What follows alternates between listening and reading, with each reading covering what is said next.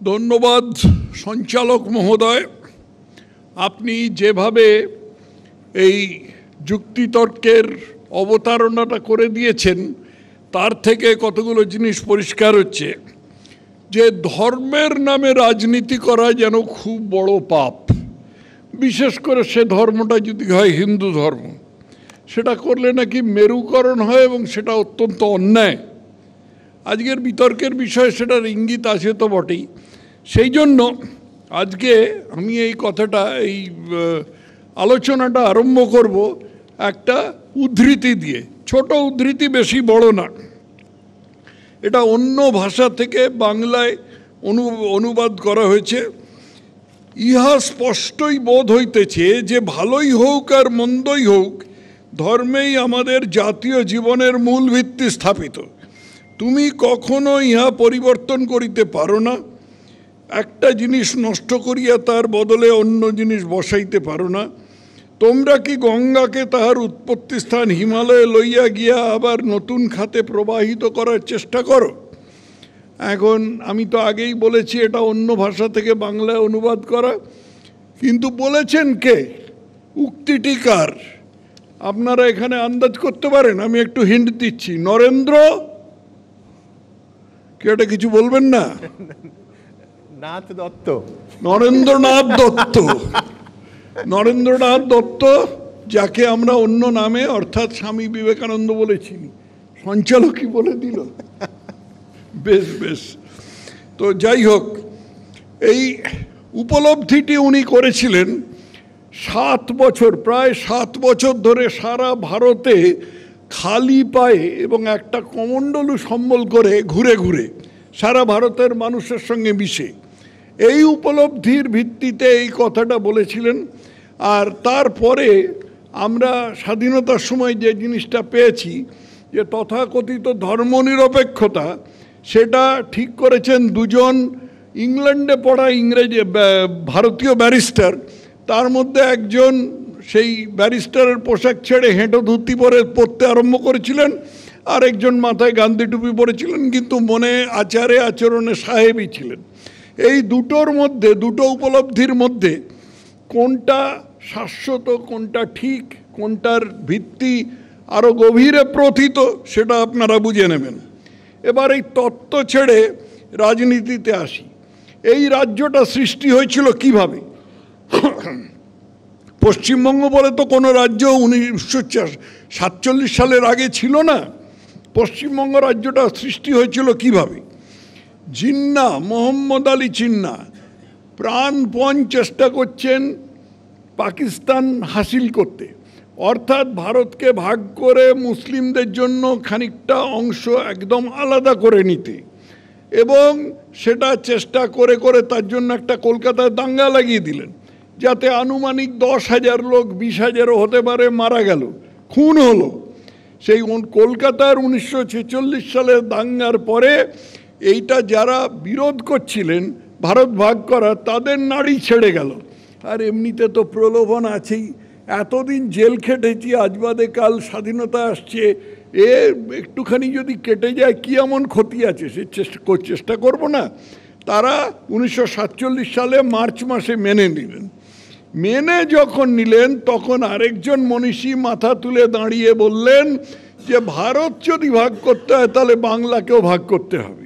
কেন না, বাংলায় যে 45% হিন্দু আছে, তারা অপর পক্ষের জিম্মি হয়ে কখনো থাকবে না। জিম্মি বা ধিম্মি, আরবিতে বলে ধিম্মি আর উর্দুতে বলে জিম্মি। এই জিম্মি হয়ে থাকবে না, কারণ তাদের আশ্রিত হয়ে থাকবে না। তারা নিজেরা মাথা উঁচু করে ভারতের নাগরিক হিসেবে থাকবে।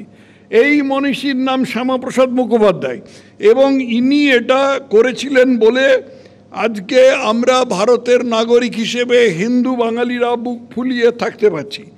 না হলে থাকতে পারতাম না। আমরা পূর্ব পাকিস্তানের নাগরিক হতাম, সেখানে হয় খুন হতাম, না হলে ধর্মান্তরিত হতাম, না হলে ওখানে জিম্মি হয়ে থাকতাম। এই জিনিসটা অনেকে জানেন না, সেই জন্য একটা বলা দরকার যে এইভাবে পশ্চিমবঙ্গ সৃষ্টি হয়েছে। ভারত ভাগ হয়েছিল ধর্মের ভিত্তিতে, অন্য কোনো ভিত্তিতে নয়। যে আমাদের সাম্যবাদীরা বন্ধুরা বলে থাকে যে ভাতের কি জাত নয় ভাত চাই ইত্যাদি ইত্যাদি নানা রকম, এখানে আমার পাশেই বসে আছেন, এরা এই সমস্ত বসে বলে থাকেন। সব ঠিক আছে, কিন্তু ভারতকে ধর্ম থেকে বিচ্ছিন্ন করা যায়নি, 1947 সালে করা যায়নি, এই 2025 সালেও করা যাবে না। কারণ এই ভিত্তিতেই ভারত ভাগ হয়েছিল, এই ভিত্তিতেই ভারত সৃষ্টি হয়েছিল। কিন্তু তারপরে আমরা একটা বিচিত্র জিনিস করলাম। সেই জিনিসটা কি না, সেটা হচ্ছে যে আমরা ভারত ভাগটা মেনে নিলাম, কিন্তু তার ভিত্তিটা মানলাম না। ভিত্তিটা যে ধর্মের ভিত্তিতে ভাগ হয়েছে, পাকিস্তান কিন্তু মানল। পাকিস্তান মুসলমানের জন্য সৃষ্ট হয়েছিল, তারা সেখান থেকে সমস্ত অমুসলমানকে তাড়িয়ে দিল। পশ্চিম পাকিস্তান থেকে তো প্রায় 100%ই তাড়িয়ে দিল, আর পূর্ব পাকিস্তান থেকে তাড়ালো, তাড়িয়ে তারপরে যে না একবারে তাড়ালে একটু গন্ডগোল হচ্ছে, সেই জন্য টুথপেস্টের টিউব থেকে যেরকম করে আমরা চেপে চেপে টুথপেস্ট বার করি, সেরকম করে হিন্দু তাড়াতে লাগলো।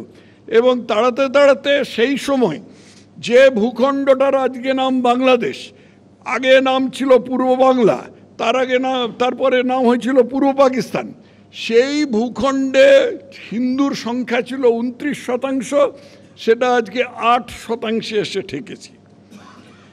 এই পরিস্থিতিটা কেন হয়েছিল এবং আজকে যে পশ্চিমবঙ্গ সৃষ্টি হয়েছে সেটা কেন শ্যামাপ্রসাদ সৃষ্টি করেছিলেন? সৌভাগ্যক্রমে আমার সেটা স্বীকার করা উচিত যে শ্যামাপ্রসাদ এই কাজে কংগ্রেসকে সঙ্গে পেয়েছিলেন, তা না হলে এটা হতো না। কিন্তু আমরা যে আজকে পশ্চিমবঙ্গে বসে আছি এবং পশ্চিমবঙ্গে বাঙালি হিন্দু হিসেবে, ভারতের নাগরিক হিসেবে মাথা উঁচু করে বুক চিতিয়ে দাঁড়িয়ে আছি, সেটা এই মহাপুরুষের জন্যই, এবং তার সঙ্গে কংগ্রেসের ছিল। তো এর পরেও বলতে হবে যে পশ্চিমবঙ্গে ধর্মের ভিত্তিতে রাজনীতি করা যাবে না।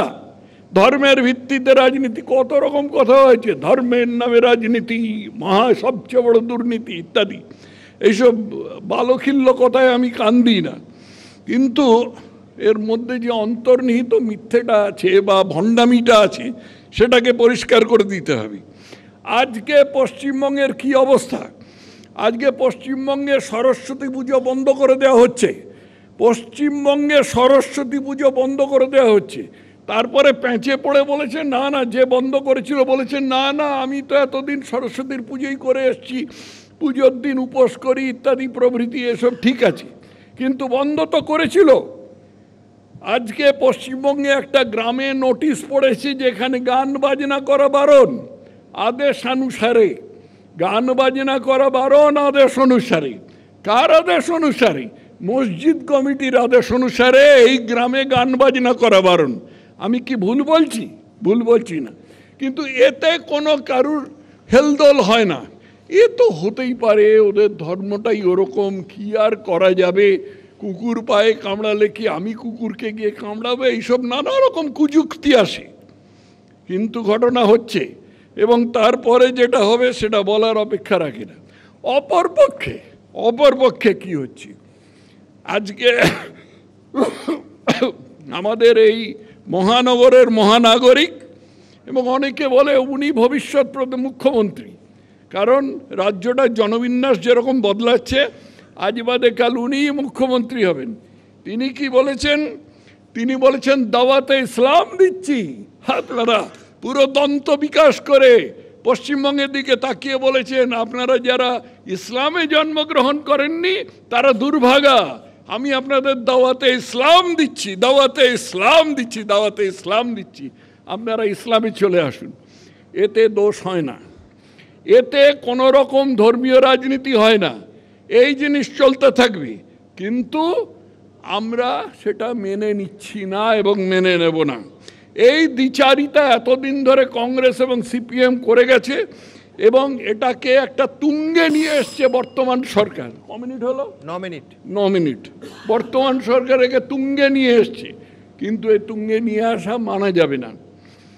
আরও আছে, এই যে পশ্চিমবঙ্গে মুসলিমের সংখ্যা ছিল দেশভাগের সময় 1951 সালের লোকগণনা অনুযায়ী 20%, সেটা আজকে দাঁড়িয়েছে 30 থেকে 35%। কি করে হলো? অবারিত প্রজনন এবং অনুপ্রবেশ। তাতে কোনো দোষ নেই।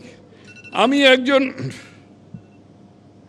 একজন বাংলাদেশি ধর্মযাজককে বলতে শুনেছি, আপনারা আরো বেশি করে সন্তান নেন, আপনারা বেশি করে সন্তান নেন। কে জিগাইছে সন্তানরে খাওয়াইব? কে?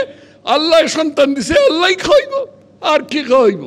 আমি তো 11টা নিছি, আমার কাছে ক্লিপিংটা আছে, আমি তো 11টা নিছি, আপনারা বেশি করে সন্তান নেন। এই ভণ্ডামিগুলোর উত্তর আর কেউ বলেনি, বিজেপি পর্যন্ত খুব পরিষ্কার করে বলেনি, কিন্তু আজকে বলছে। আজকে যে বলছে তার কারণ হচ্ছে আজকে আমাদের দেয়ালে পিঠ থেকে গেছে, যদিও অনেকে সেটা বুঝতে পারছেন না। আজকে যিনি এই তোষণের, এই নির্লজ্জ তোষণের, ধর্মীয় তোষণের মক্ষী রানী, তিনি বাজেটে শিক্ষা খাতে বরাদ্দ করেছেন 41,000 কোটি টাকা। তার মধ্যে মাদ্রাসা শিক্ষাতেই 13%, অর্থাৎ 5,600 কোটি টাকা। মাদ্রাসায় শিখে কি ছাত্ররা কোনো রকম ইমাম হওয়া ছাড়া আর কোনো কাজ করতে পারবে? তাদের কি আমরা ইমাম হওয়ার শিক্ষা দেব? তাদের কি আমরা স্বাভাবিক জীবনে অঙ্ক, ইংরেজি, কম্পিউটার যেগুলো সাধারণ ছেলেদের শেখানো হয় সেই সব ব্যাপারে শিক্ষা দেব না? আরবি, ফার্সি, উর্দু এগুলো শেখাতে হবে বিশেষ করে। এর কোনো জবাব কিন্তু মক্ষী রানী দিতে পারবেন না। ওবিসি তালিকা দুভাবে করা হয়েছে, ওবিসি এ আর ওবিসি বি। ওবিসি এ মানে হলো যারা অতি পশ্চাৎপদ, আর ওবিসি বি মানে হলো যারা তত পশ্চাৎপদ নয় কিন্তু পশ্চাৎপদ। এই ওবিসি বি তালিকায়, ওবিসি এ তালিকায় 77% মুসলমান। ভাবতে পারেন, 77% মুসলমান। অথচ আমরা শুনেছি যে ইসলাম নাকি সাম্যের ধর্ম, সবাই সমান। তো সেখানে 77% একটা এতে শ্রেণীতে পড়ে গেল। আরও অনেক উদাহরণ আছে, কিন্তু সুমন বেল বাজিয়ে দিয়েছে, সেই জন্য খুব বেশিক্ষণ আর বলা যাবে না। কিন্তু আসল কথা হচ্ছে যে এই জিনিসটা যে চোখে আঙ্গুল দিয়ে যারা দেখিয়ে দিচ্ছে, ভারতীয় জনতা পার্টি বা তার বিরোধী দল নেতা শুভেন্দু অধিকারী, এরা নিমিত্ত মাত্র, নিমিত্ত। আসল কারণ কি? আসল সত্য কখনো চাপা থাকে না। যতই চাপা দিয়ে রাখা হোক না কেন, সত্য ঠিক বেরিয়ে আসবে। এবং আজকে ঠিকই হচ্ছে, তাই হচ্ছে। এই যাদের নিমিত্ত বললাম, তারা এই ভণ্ডামির ঢাকনাটা খুলে দিয়েছে মাত্র। এইবার যেটা হবার হবে, এবং তার ফলে যদি ধর্মীয় মেরুকরণ হয় তাহলে সেটা অত্যন্ত স্বাভাবিক প্রক্রিয়া হবে।